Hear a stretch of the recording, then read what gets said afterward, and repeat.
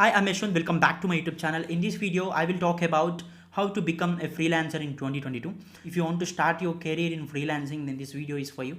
So I will suggest step-by-step procedure on how to become a full-time freelancer to earn more than what a full-time job holder can earn. Let's get into the video. So please like this video and subscribe to my channel. So in this channel, you will get content on passive income tips, digital marketing, programming, latest technology, personal finance and investments, and many more, which will be useful for you in your career. The first step in becoming a freelancer is picking up a demanding skill. So you need to pick a demanding skill because freelancing is not like whatever the skill that you learn, there will be opportunities. No, it's not. So there are various ways that you can get a full-time job because there are a lot of skills. So of course every organization needs people with multiple skill backgrounds, but freelancing is different. So not every organization will look for freelancing in all categories because mostly companies hire full-time employees for most of the roles. There are certain roles where freelancing is in most popular demand. You need to recognize those roles and skills. For example, graphic designing. Not every company or every startup will invest on a full-time employee for graphic designing, or I can say web development, UI development, WordPress development, content writing, technical writing. So there are some areas where companies will not interest in hiring full-time employees. So those are the areas that you need to target. So you can work for multiple companies at the same time, but the skill that you pick will plays a lot of role. So choose a skill wisely.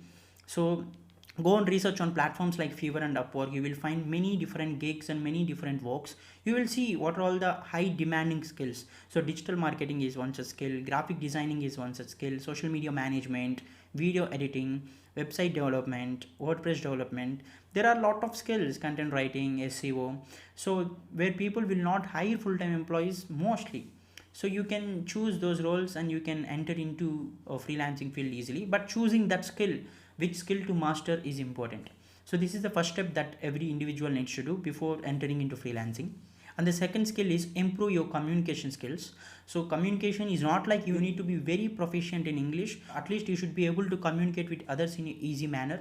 So that is very important for a freelancer because it's not like you will only get clients, you will only get projects of your country. You might need to work all over the world. So it's important to have a knowledge on English communication. At least you should be in a position to understand what others are saying, and others should be able to understand what you're saying. So be good with communication skills. This is an essential step in becoming a freelancer. And the other thing is build a portfolio. So once you're good with communication and you know what skill to go on, and you have already mastered a particular skill, then try to build a portfolio. For example, if you are a content writer, so make sure you maintain a blog which shows all your works that you have done so far, because getting a freelancing project is not that much easy. You need to show your portfolio and they must believe that you are a good fit for them.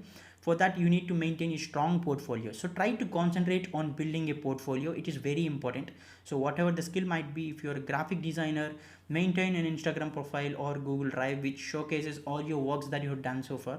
It is very important. And the other step is do some free projects or low cost projects, because the biggest challenge of every freelancer is getting their first project. That is very important because once you get your project, then ultimately you can show the work that you have done. You can get a rating from a particular client so that you can showcase it to all of the clients to get work. But getting the first work is very much important.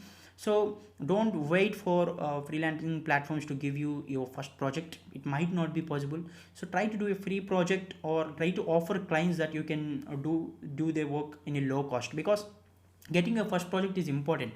You need to sacrifice that in your first project. So pick up some clients and tell them that you will do it for free or for a low cost other than what generally freelancers will get for that particular skill. So because first project is important, you will get experience, you will get to know how freelancing actually work. For that, you need to sacrifice your money for that. So try to do a free project as your first project, so that you can showcase it. Like if client gives a review for you, client gives a feedback, you can showcase in your freelancing portfolios, and it will help you to get more project. But getting your first project is important. So try to minimize the cost or try to do it for free. It won't hurt you because you are learning. So this is your first project, this is not the end.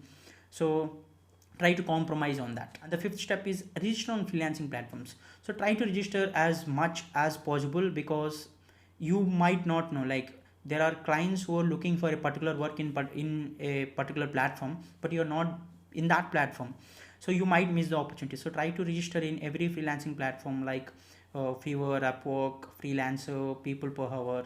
So there are various kind of freelancing platforms there. So even you will get many clients in LinkedIn too. So make sure you register and make sure you have an updated portfolio in every platform, so that you never miss a chance on getting clients and getting projects. And the last thing which not every freelancer do is try to cold email to startups and individuals. So it's not that you will only get freelancing projects on platforms like Fiverr and Upwork, you can also get them individually. So if you know what your strength is and who is your target is, then ultimately try to pick a startup or an individual whom you think need work that you are already good at. Try to cold email them. So I have already made a video on how to cold email startups for freelancing or whatever it might be, or even a job. So try to utilize that video and try to cold email people. So mention your portfolio there, attach your portfolio and write what you're actually good at and what you can provide them. Then ultimately, so it is easy for you to get a project other than waiting in freelancing platforms. So this is something that one need to look into. So these are all the 6 steps that every individual needs to follow if they want to become a freelancer. So I hope this video will really help you, and it will help you to kickstart your freelancing journey. So if you like this video, please like this so that it will help me to reach more audience.